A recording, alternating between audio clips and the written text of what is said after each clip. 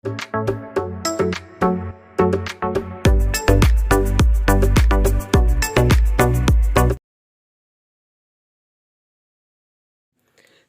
ഏവർക്കും study Nifty മലയാളത്തിന്റെ daily market ന്യൂസിലേക്ക് സ്വാഗതം. ഇന്ന് ഒക്ടോബർ 28 ചൊവ്വാഴ്ചയാണ്.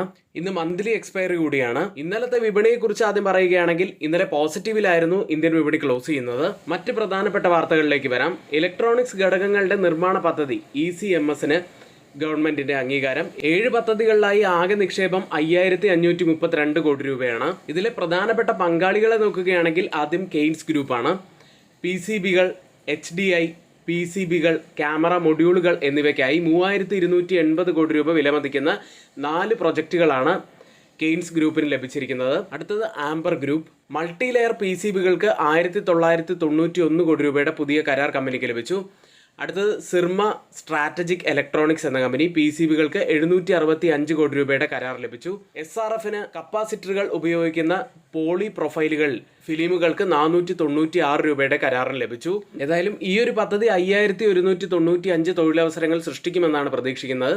ഇന്ത്യയുടെ ഇലക്ട്രോണിക്സ് ഇറക്കുമതി ബിൽ 20,000 കോടി രൂപ കുറയ്ക്കാൻ ഇത് സഹായിച്ചേക്കും. ഏതായാലും ഈ ഒരു പദ്ധതിയുമായി ബന്ധപ്പെട്ട് വലിയ ബെനിഫിഷ്യറി ആവാൻ സാധ്യതയുള്ളത് കെയ്ൻസ് ടെക്നോളജീസ് ആണ്.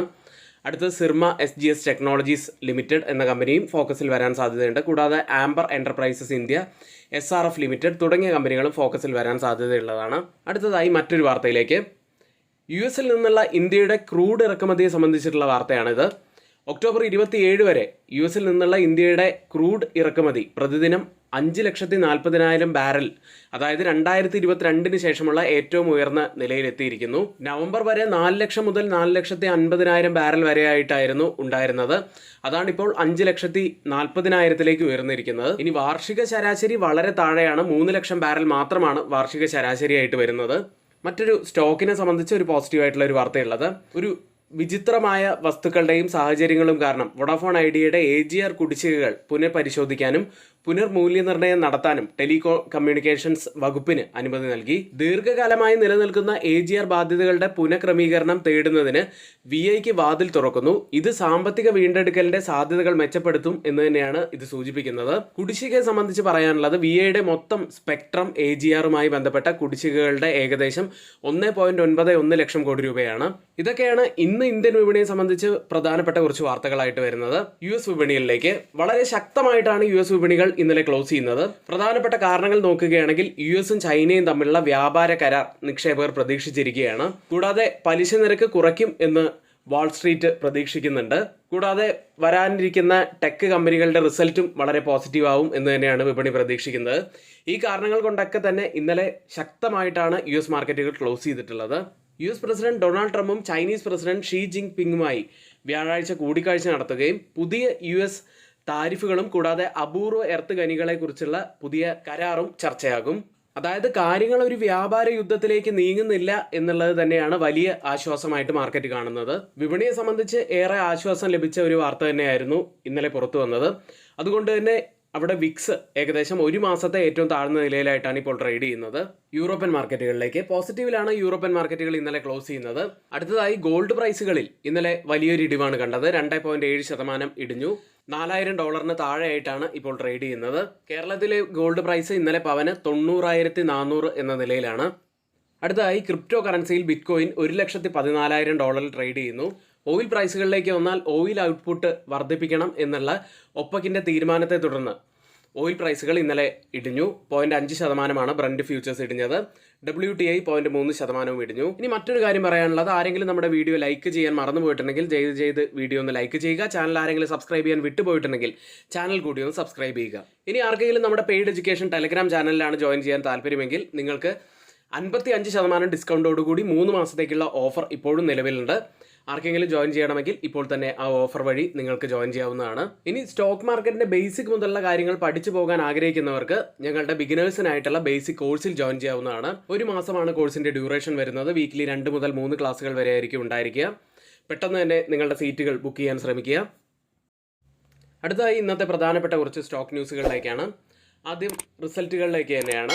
ആദ്യം ഇൻഡസ് ടവേഴ്സിന്റെ റിസൾട്ട്.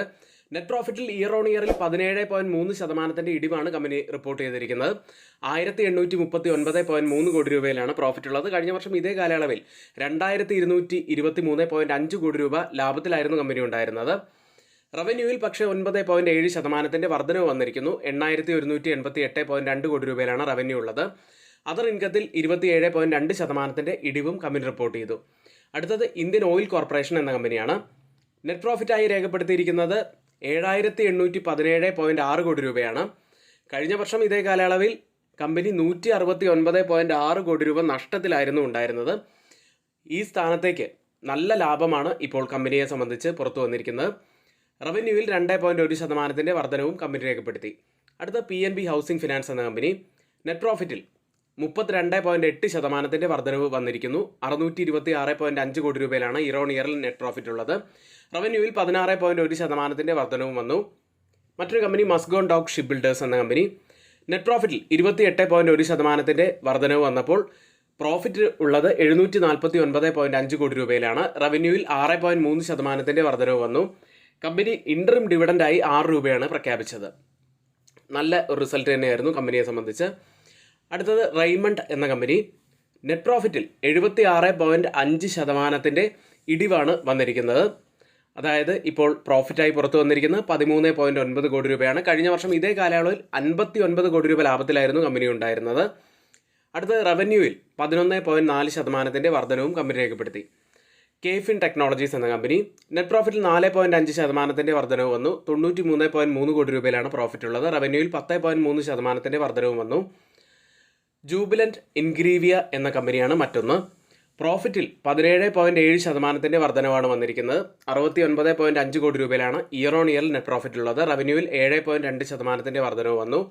1120.7 കോടി രൂപയിലാണ് റവന്യൂ ഉള്ളത്. ഇനി ഇന്ന് റിസൾട്ട് വരുന്ന പ്രധാനപ്പെട്ട കമ്പനികൾ: Shri Cement, Tata Capital, TVS Motor Company, Mahindra and Mahindra Financial Services, Aditya Birla Real Estate, Adani Energy Green Energy, Adani Total Gas, Blue Dart Express, Computer Age Management Services, Car Trade Tech, Credit Access Grameen, Happiest Mind Technologies, ICRA, Jindal Steel, Novartis India, Premier Energies, Samhi Hotels, Star Health and Allied Insurance Company, Sundaram Fasteners, TTK Prestige തുടങ്ങിയ കമ്പനികളാണ്. ഇന്ന് F&O സെഗ്മെന്റിൽ ബാനായ stock sale, Samman capital തുടങ്ങിയവയാണ്. അടുത്തതായി FIDA ആക്ടിവിറ്റിയിലേക്കാണ്. FIS 56 കോടി രൂപയ്ക്കാണ് cash മാർക്കറ്റിൽ ഇന്നലെ സെല്ല് ചെയ്തത്. വളരെ ചെറിയ സെല്ലിംഗ് മാത്രമായിരുന്നു. DIS ആവട്ടെ 2492 കോടി രൂപയുടെ നല്ലൊരു ബൈയിങ് ഇന്നലെ മാർക്കറ്റിൽ നടത്തി.